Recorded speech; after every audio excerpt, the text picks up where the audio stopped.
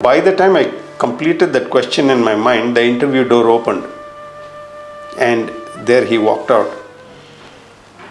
From the interview door, he looked in my direction.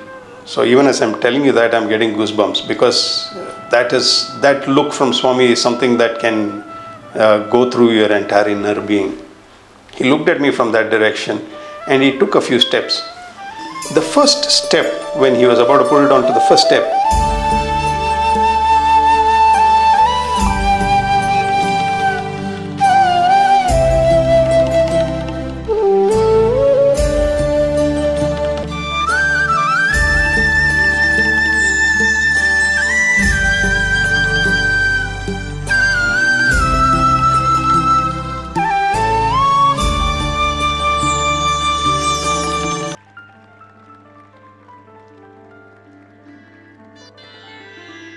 Om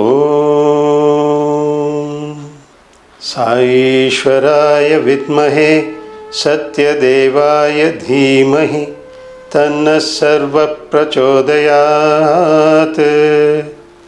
Om Shanti Shanti Shanti. Sairam. When we talk of me and my Swami, the relationship that I have with our dear Lord is deep at various levels. At times, He is my father, at times my mother, at times a sibling, and many other relationships. The one thing that I have realized as part of all of these is that Swami knows me far better than I know myself. So today, the topic that I'm taking to discuss with you all in this session is about faith, trust, and surrender. Three different words with three different meanings, but which are used interchangeably quite often. We will see what the differences are, what is faith, what is trust, and finally about surrender. Faith is essentially a belief in a person before having any experience of the person. Therefore, when we talk of faith in Swami, we are talking of having belief in Swami before having any experience. This obviously means that faith is something that is seeded in us. In other words, the divine, that is Swami, chooses us to sow the seed of faith in us, a curiosity that will push us to learn more about Him. Therefore, faith is an act of the divine rather than an output that is because of our own human effort. So that is an important point that I wanted to share. And essentially, therefore, faith is coming through the divine. Yeah. So we take divine intervention already. That means we are chosen people by Swami to get onto the spiritual path and progress. What therefore is trust then? How is it different from this faith?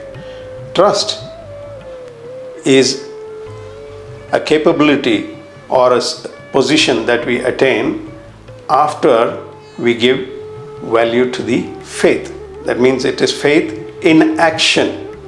It is not that the faith that we just keep having in our minds and we move on, that this person is probably God and we move on. That is the stage of faith. When we question, is He truly God? How do I know that He is truly God? And we try and get answers to those questions. That is when we are talking of the growth of trust in us. So we go and ask Swami, how do I know you're Swami?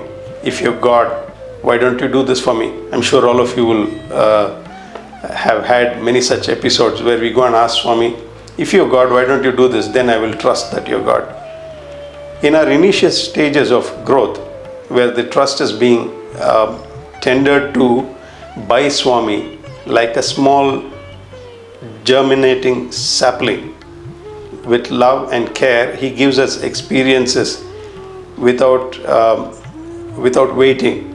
So we get numerous experiences in the initial stages where Swami tells us why He is God. or what we are looking for when we say, do this for me. Swami does that almost instantaneously several times. Personally, in my case, I have had those funny experiences where I've said, if you're God, why don't you change this traffic light to green just as I drive in? And it has happened. Or I land up a little late in office and I said, there is no chance in 1 in 100 for me to find a parking slot. But if I get a parking slot now, I'll believe that you're God. And you will see, just as you go somewhere, you will see a car backing out just in time for you to get a parking slot.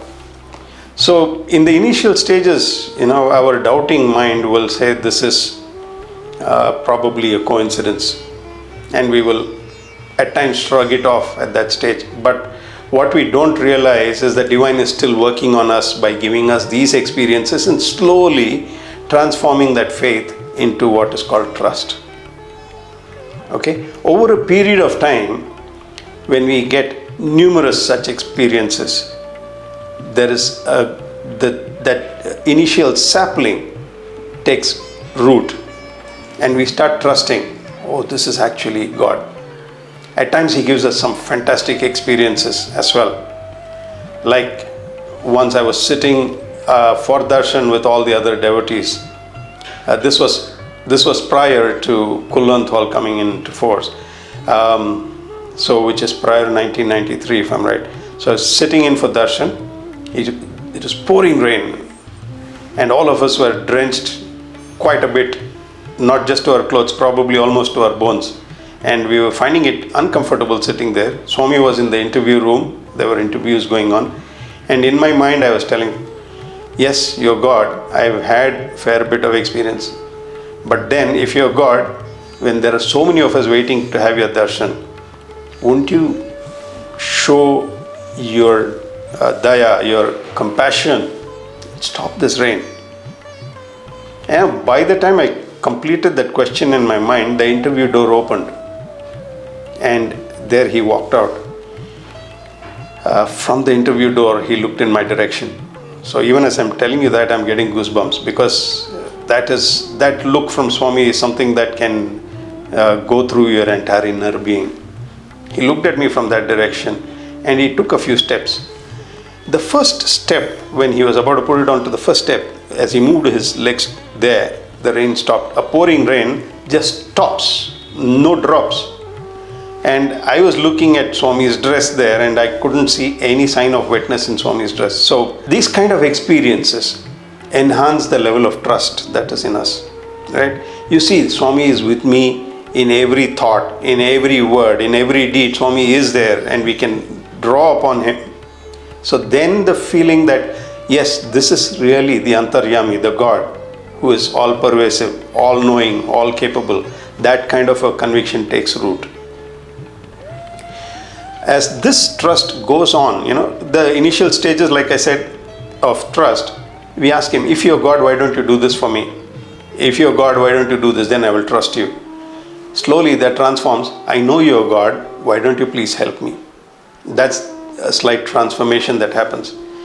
When does this trust reach a pinnacle? In my estimate, I can be only making conjectures here, because I definitely have not reached that stage of culmination where trust has reached the level of maturity that it should be. I feel the trust will be so strong in each one of us that we will know that Swami knows our innermost thoughts even before those thoughts arise in us. So once we reach that level of conviction, the question is, do we need to say anything at all?